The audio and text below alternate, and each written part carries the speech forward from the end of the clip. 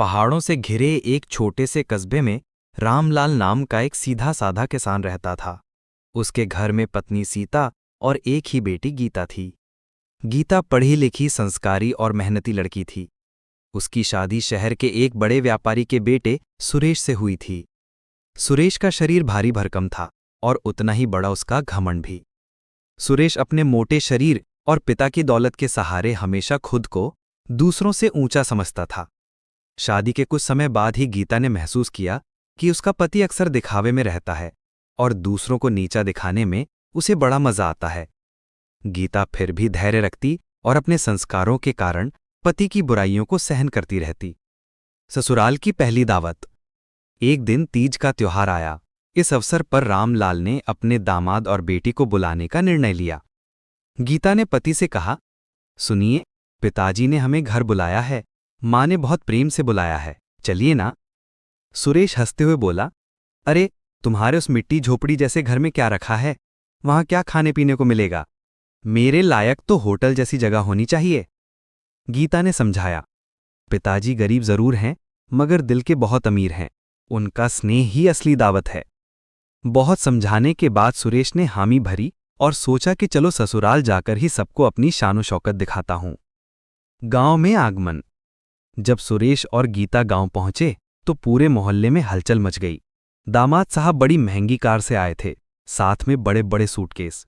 मोटा शरीर, गोल मटोल चेहरा और ऐठी हुई चाल देखकर गांव वाले आपस में कहने लगे, अरे, गीता का दामाद तो बहुत ही घमंडी लगता है। रामलाल और सीता ने मगर पूरे सम्मान से उनका स्वागत किया। आंगन में चौकी बिछाई, मिठाई रखी और पैर धोने की थाली भी ले आए। सुरेश ने चारों ओर देखा और नाक सिकोड़ते हुए बोला, यहां तो पंखा भी ढंग का नहीं है, खिड़कियां भी टूटी हुई हैं। शहर में हमारे घर के सामने झोपड़ी कुछ भी नहीं है। रामलाल ने मुस्कुराकर कहा, बेटा, हमारे पास दौलत नहीं है, मगर हम दिल से मेहमान का स्वागत करते हैं। भोजन का प्रसंग। शाम को सीता ने प्रेम से दाल, रोटी, सब्जी और खीर बनाई। मिट्टी के चूल्हे की खुशबू से पूरा आंगन महक रहा था।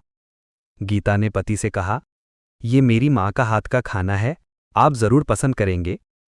लेकिन सुरेश ने थाली सामने आते ही नाक भौं सिकोड़ी और बोला, ये क्या है? घी कहाँ है? मेवा कहाँ है? हम तो 5 सितारा होटलों का खाना खाते हैं। रामलाल को ये सुनकर थोड़ी ठेस पहुंची, मगर उन्होंने चुपचाप मुस्कान बनाए रखी। गांव के कुछ लोग जो आस पड़ोस से आए थे, वे भी सुन रहे थे। सबको सुरेश की घमंड भरी बातें खटकने लगी। गांव का अनुभव। अगले दिन गीता ने कहा, चलो खेत घूमने चलते हैं, पिताजी ने मेहनत से गेहूं उगाया है। सुरेश ने मन मसोस कर हामी भरी। खेत में पहुंचते ही रामलाल ने कहा, बेटा, ये देखो, ये हमारी मेहनत का फल है। धरती माता हमें अनाज देती है। सुरेश ने हंसते हुए कहा, हमारे यहां तो सब कुछ खरीदने के लिए पैसा है, हमें खेत में पसीना बहाने की जरूरत ही क्या है? गांव वाले पास खड़े थे, वे आपस में कानाफूसी करने लगे। इतना घमंड किस बात का? पैसा तो आज है, कल नहीं। मेहनत ही असली पूंजी है। सच्चाई का आईना। शाम को गांव में बिजली चली गई। गर्मी बढ़ गई और मच्छरों ने परेशान करना शुरू कर दिया। सुरेश छटपटाने लगा, अरे, ये कैसी जगह है? न बिजली, न एसी, न आराम। गीता ने शांत स्वर में कहा, यही असली जिंदगी है। यहां लोग कम साधनों में भी खुश रहते हैं। तुम्हें अपने घमंड की बजाय सादगी से जीना सीखना चाहिए। इतने में रामलाल ने कहा, बेटा, दौलत से बड़ा कोई नहीं, ऐसा मत समझो। असली दौलत इज्जत और संस्कार हैं। आज तक गांव के लोग हमें सम्मान देते हैं क्योंकि हमने मेहनत और ईमानदारी छोड़ी नहीं। सुरेश को पहली बार लगा कि वो सचमुच कुछ खोखला है।